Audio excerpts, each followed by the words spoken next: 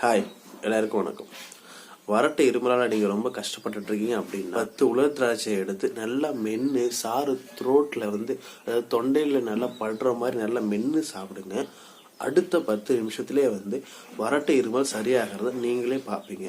வறட்டு இருமல் எப்படி உருவாகுது அப்படின்னா, நம்மளோட உடம்பு அதிகப்படியான டெம்பரேச்சருக்கு போகும்போது, அதாவது நம்மளோட உடம்பு மேக்சிமம் டெம்பரேச்சர் 37 டிகிரி செல்சியஸ், அதாவது 37 டிகிரி செல்சியஸை தாண்டும் போது நம்மளோட உடம்பு ஹீட் ஆகுது. நம்மளோட பாடி ஹீட்டை கண்ட்ரோல் பண்றதுக்காக உடனே மூளை என்ன சொல்லும் அப்படின்னா, ஐயோ உடம்பு ரொம்ப சூடாயிடுச்சு, அந்த சூட்டை கம்மி பண்ணும் அப்படிங்கிறதுக்காக சளியை உருவாக்கி உணவு குழல் வழியா நம்ம வயிற்றுக்கு அனுப்போம்.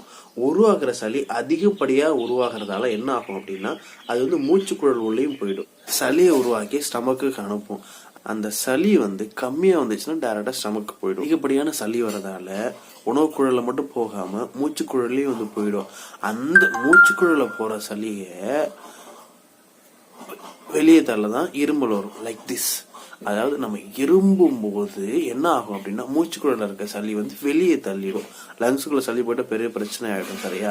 நம்ம சுவாசிக்கவே பெரிய பிரச்சனை ஆயிடும். சரியா? ஸோ அதனாலதான் இருமல் சளி உள்ள போகாம தடுக்குது. ஸோ இந்த ப்ராசஸ் ரொட்டீனா கண்டினியூ நடந்துகிட்டே இருக்கிறதால உடம்பு சூடா இருக்கு. உடம்பு சூடா தணிக்கிறதுக்கு சளி அதிகமா உருவாது. அதிகப்படியான சளி உருவாதால மூச்சுக்குழலையும் போகுது. மூச்சுக்குழல போற சளியை வெளியே தள்ளுறதுக்கு இருமல் உருவாகுது.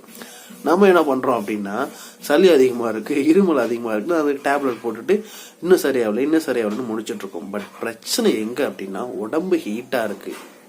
உடம்பு ஹீட்டா இருக்கிறதாலதான் சளி உருவாகுது. அதனாலதான் இருமல் உருவாகுது, வறட்டு இருமல் உருவாகுது.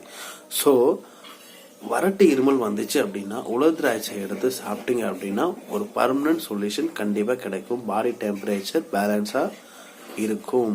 இது இல்லாம உடல் சூட்டை எப்படி எல்லாம் குறைக்கணும் அப்படின்னு நம்ம ஏற்கனவே ஒரு வீடியோ போட்டிருப்போம். அதை நீங்க பார்க்கல அப்படின்னா மேல ஐ பட்டன்ல அந்த வீடியோ லிங்க் தரேன். ஐ பட்டனை கிளிக் பண்ணி அந்த வீடியோ பாருங்க.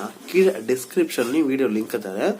அந்த லிங்க் கிளிக் பண்ணி அந்த வீடியோ பாருங்க. அந்த வீடியோ பாத்தீங்க அப்படின்னா அதுல கொஞ்சம் உங்களுக்கு ஈஸியா புரியும் எப்படி நம்ம உடல் சூட்டை பேலன்ஸா வச்சுக்கணும் அப்படின்னு. ஸோ வறட்டு இருமல் எதனால உருவாகுதுன்னு தெரிஞ்சுக்கிட்டீங்க. வறட்டு இருமல் எப்படி சீக்கிரம் இன்ஸ்டன்டா குணப்படுத்துறதுன்னு நீங்க தெரிஞ்சுக்கிட்டீங்க. சரியாக்குறதுன்னு தெரிஞ்சுக்கிட்டீங்க. உலர் திராட்சை ரொம்ப இம்பார்ட்டன்ட். உலர் திராட்சை சாப்பிட்டீங்க அப்படின்னா பாடி டெம்பரேச்சரை உடனே குறைச்சிடும். இது இல்லாம உலர் திராட்சையில வேற என்னென்ன சத்துக்கள் இருக்கு அப்படின்னா, இரும்பு சத்து ரொம்ப அதிகமா இருக்கு, மெக்னீசியம் ரொம்ப அதிகமா இருக்கு, கால்சியம் அதிகமா இருக்கு. நம்ம உடம்புக்கு எலும்புகளுக்கு ரொம்ப இம்பார்ட்டன்டான ஒண்ணு கால்சியம், மெக்னீசியம், இரும்பு சத்து. இது மூணுமே உலர் திராட்சையில ரொம்ப அதிகமா இருக்கு. பச்சை உலர் திராட்சை விட கருப்பு உலர் திராட்சை ரொம்ப பெஸ்ட். கருப்பு உலர் திராட்சை வாங்குங்க. காலையில ஒரு 10 உலர் திராட்சை, நைட்டு ஒரு 10 உலர் திராட்சை எடுத்து சாப்பிடுங்க. ஒரு பெரிய மாற்றத்தை உங்க உடம்புல நீங்களே பாப்பீங்க. மீண்டும் நெக்ஸ்ட் ஒரு நல்ல மருத்துவ குறிப்புல நாளை காலை 8 மணிக்கு நான் உங்களை சந்திக்கிறேன். அதுவரை உங்களிடமிருந்து விடைபெறுவது உங்கள் கவி. தேங்க்யூ.